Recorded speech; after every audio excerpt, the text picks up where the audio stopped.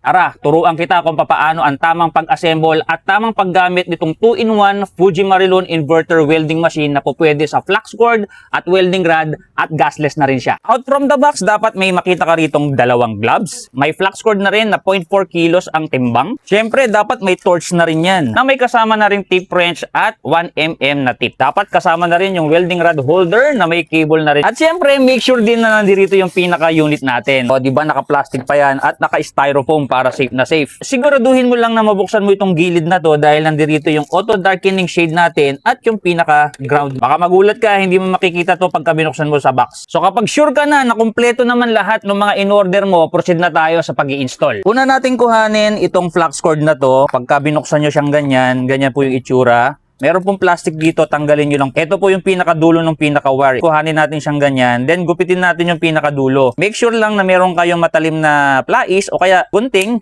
Pwede nyo putulin ng ganyan at make sure na ito po ay makinis para pagka kinabit po natin dito sa loob, hindi po kakalso dun sa mga butas na pagpapasukan natin. Hawakan nyo lang ng maayos yung welding machine natin, then paluwagan po itong feeder na to. Ibaba nyo siyang ganyan, then iangat ninyo. Tapos ito, tatanggalin natin ito. Counterclockwise, iangat nyo. Itabi nyo lang to para hindi mawala dahil ibabalik din natin yan. Tapos ito naman, hahawakan nyo lang na maigi to ha. Huwag nyo pakakawalan to dahil pag pinakawalan nyo yan, magwawala yan. Pasok nyo lang po rito.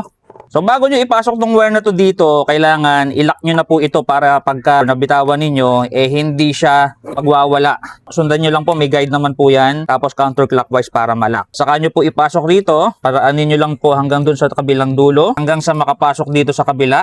At ilusot doon sa kabilang butas. So pagka lumabas na po dito yung wire, okay na yan, pasigipan nyo na. Baba nyo tong feeder na to, lock nyo, tapos pahigpitan nyo ng konti. Kung maaalala nyo, meron tayong libreng tip na ganito, no, para dito sa dulo ng torch natin. Itong nakalagay dito is 0.8mm. Ito naman 1mm or 1mm po. Pwede nyo pong palitan ito, depende dun sa wire na mabibili po ninyo. Yung kasama po nito is 0.8mm. Kung mapapansin po ninyo dito, tanggalin uli natin para makita nyo lang. Pakita ko po sa inyo. I-roll back ko siya uli.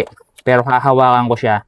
Pwede nyo pong palitan yung pinaka-roller dito, ayan yung guide dito, into 1mm. I-counterclockwise nyo, tapos hilahin. Tapos kung mapapansin niyo yung nakalitaw dito is 0.8mm.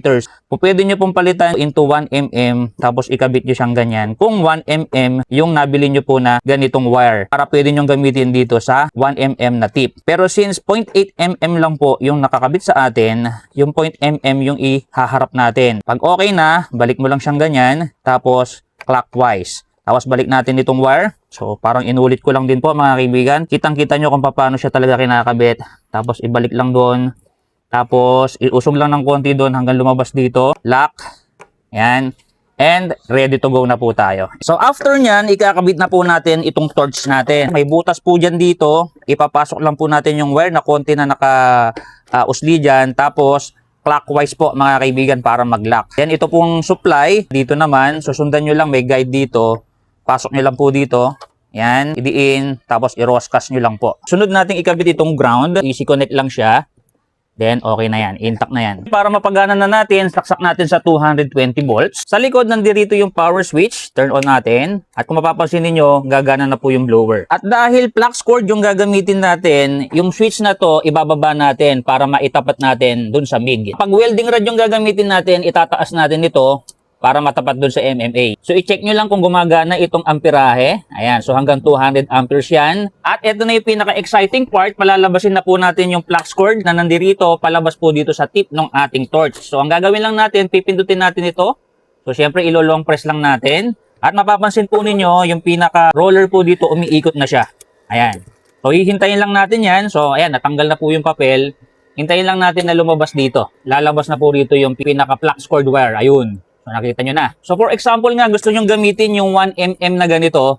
At kung halimbawa, yung nabili nyong wire is 1mm, tanggalin nyo lang po ito para makabit nyo po ito. I-twist nyo po ng counterclockwise to pataas. So, ito po yung pinaka-nozzle. Tapos, kuhanin nyo itong wrench na to, yung pinakadulo nito, itapat nyo lang po siyang ganyan. Then, clockwise po siya. Kaya, maiikot nyo po siyang ganyan. Tapos, pagka okay na, pwede nyo na pong kamayin.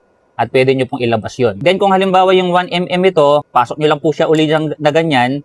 Tapos, counterclockwise lang. Pahigpitan nyo na rin po nung wrench na ganito. Para naman ibalik ito, ganun lang uli. Padiin, tapos counterclockwise. So, syempre, ikakabit natin yung pinaka-ground dito sa bakal na weldingin natin. Make sure lang po na itong flux wire na to, mga 1 inch lang po ang haba mula sa pinakadulo. Pwede nyo pong i-adjust dito, i-roll back nyo po para makuha nyo po yung tamang sukat. So, yan, tamang-tama lang po yan. 10 pahigpitan tulad ng sinabi ko kanina. Ginagawa ng iba, mali. Tinatap-tap lang na ganun. Hindi po ganyan, hindi po magwe-welding yan. Kung papansin niyo, wala siyang reaction. So, ang gagawin niyo, itututok niyo yung pinakadulo nito doon sa weldingin mo, tapos saka mo pipindutin itong kulay pula na to. So, tingnan niyo mabuti, magwe-welding siya. Ayun, oh.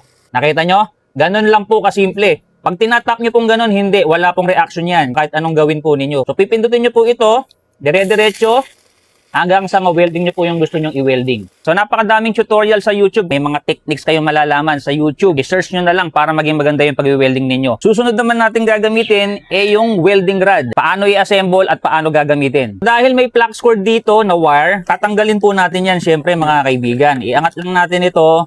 Tapos, tanggalin natin to. I-roll back lang natin yan mga kaibigan hanggang sa makuha po natin uli yung flux cord na nakakain dito sa torch mga kaibigan. Ang target natin is maalis po yung pinaka flux wire dito sa pinaka torch natin mga kaibigan. So kailangan lang po nating ibalik yan hanggang sa pinaka dulo. I-stack lang natin hanggang sa pinaka dulo. So dapat ganito po ang itsura mga kaibigan ha. Wala na pong wire na nakasagabal dyan kasi nga po ipapasok po natin yung dulo, itong ating ground dyan. Ito pong ground natin, ililipat lang po natin dito sa negative. Ayan, so easy connect naman siya, kaya madali nyo naman po maikakabit. So, intact na po yan. Tapos, itong welding rod holder natin, yung pinakadulo nito, ikakabit na po natin dito sa positive. Huwag nyo kakalimutan na itaas po itong switch para magamit nyo po sa welding rod. At syempre, ganun lang kasimple, pwede na po tayong mag-welding. Kabit na po natin itong welding rod natin. Pamili po tayo ng amperahe kung saan natin gusto. Pag tinap nyo pong ganyan, makakapag-welding na po tayo.